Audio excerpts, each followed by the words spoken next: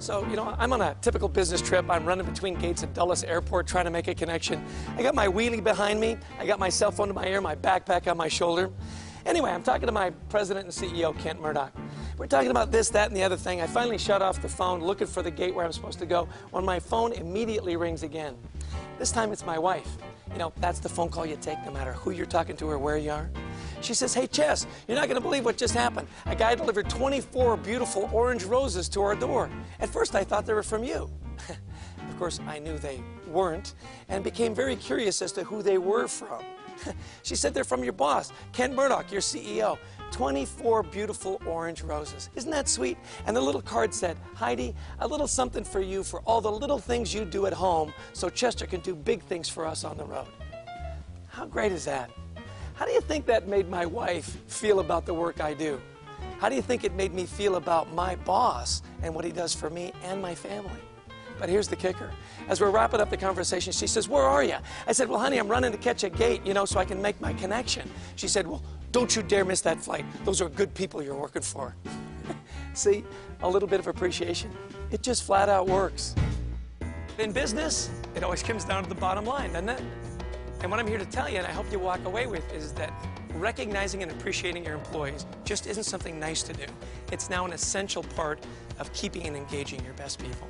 It will get you from good to great faster if you understand the principles of recognition. It's not allegorical anymore. The numbers are irrefutable. Managers that give recognition, that build better teams, get to their business goals faster. It is an accelerant to your business goals.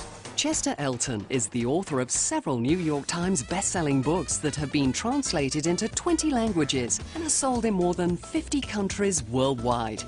In his acclaimed keynote presentations and workshops, Chester unveils the findings of one of the largest research studies ever undertaken, including groundbreaking interviews with over 200,000 employees and managers. He has appeared on numerous television and radio programs, including National Public Radio, CNN, and 60 Minutes.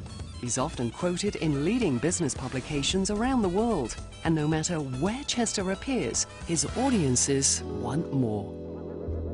How much control has a manager or supervisor got over your comp and benefits? Because if that's the key relationship, if somebody's doing a great job for you, can you walk up and say, "You, customer service, you rock. I'm going to double your salary." No, whatever it is, just times 2, that's you now. Can your manager supervisor do that?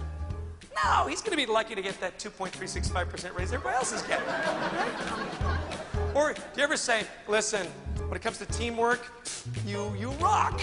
You are going to get just a little better dental plan." You see what I'm saying? Because of you. Not that you need it. No, you got a great smile, but I've seen your kids. They're a mess. Right? Can you do that? No. Comp and benefits, that's pretty much standard, right? You pretty much pay within 5 or 10% of what everybody else is paying, right? Now, how much control has your manager or supervisor got over workplace environment? 100%. 100%. Now, we train like crazy, right? On the dentist you can go to and the medical plans and all that kind of stuff. How much do we train on creating that workplace environment? That power of the carrot. Chester was simply outstanding. He delivered both the steak and the sizzle. If you're going to write down one thing, write this down. General praise has no impact on people. For example, if you're working for me and I don't know why you're sitting at this table all by yourself. I'm sure there's a story. If you're working for me and your name is Chuck, and I say, "Hey, Chuck, listen, I really appreciate you staying late last night. We were short-staffed. It was bad weather. You came in. You chipped in. That's leadership. That's teamwork. That's customer service. You stayed late. You took time away from your family. That is an awesome job. We value that here at AP. Thanks so much for staying late. That was awesome." Big difference, right? From "Love the hair." It's like another 10 seconds, right? Why is specificity so important? Because what you reward gets repeated. What you reward gets repeated. So if you reward great customer service, you'll get more great customer service. It's the habit of finding people doing the right thing and then recognizing it immediately. Okay, and the last thing that you say goes a long way is a handwritten personal note. This one gets a lot of play. And I always ask people, well, why do you save the handwritten note and not the blast emails? And their answer is that it's personal. There's something about taking that extra time. And it takes, by the way, I've timed it. It's 90 seconds to write a handwritten thing. Yeah, and that's even if you're moving your lips, while you're at it. Chester excites audiences by making recognition fun. Our company is better because of Chester's involvement. What's really funny is when HR asks people when they leave, what are you leaving for? What do you think the #1 answer is to the company? I'm leaving for more what? Money. Why do we say that? It's politically acceptable, right? I'm leaving for more money. Oh yeah, they're doubling my salary. Oh yeah, it's the big bucks. I'm gonna be running that place in 2 years. Oh, they want me bad. They want me bad. And you know the guy, right? And you go, who are you kidding? You're lucky to have a job. Now, think about it, because there are those people that do get 15, 20% raises, right?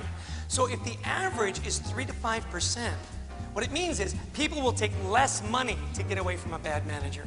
Seriously, they will take a cut in pay to get away from you, pal.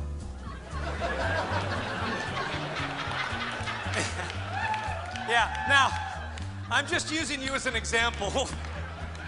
But there has been some talk. The New York Times calls him refreshing and creative. Canada's Globe and Mail calls him the apostle of appreciation. And organizations worldwide are calling him an absolute necessity, proving it is possible for organizations to increase employee retention, motivation, and accelerated workplace performance. He's called by many the world authority on employee engagement and recognition. In a lot of organizations I've talked to, they go, Chester, I get the thank you part, but if I say it too much, it becomes rote, it becomes trite, it loses its meaning. Can you hear a thank you too much? Just by a show of hands, just how many of you consider yourselves right now madly in love? Okay, happily married. Yes, sir. Okay, happily married, madly in love. Okay, big, he's got his hand way up high. You, sir, right here in the blue. Come on up on stage. So you are madly in love? Yes. And happily married? Yes. Same woman? Yes. Bonus. So your wife's name is? Brenda. Brenda, how long have you been married? 15 years. 15 years. Give it up. 15 years.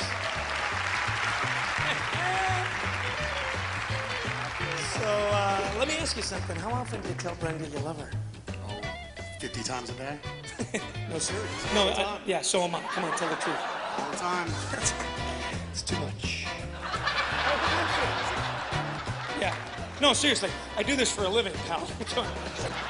What if you just did something like, I don't know, like an annual banquet? You see what I'm saying? Just like once a year load up. Forget Valentine's, forget the anniversaries, birthdays, too complicated. Once a year load up. Wouldn't it be better? No.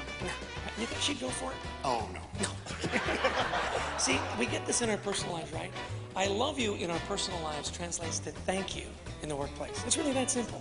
Now, it's thank you in the workplace. It's I love you in your personal life. Don't get that mixed up. Chester's presentation hammered home the point that recognition is an effective way to engage the hearts and minds of the entire workforce. What I love about what we do is that we make work more rewarding. And when you love what you do and you love who you do it with, you just do it better. Intrinsically, we know that to be true. But what I like about the carrot principle is that we proved it empirically. We surveyed over 200,000 employees and proved the fact that when you feel appreciated and engaged, you accelerate business results. So give us a call. We'll come in, we'll have some fun, and I promise you, we'll make a difference.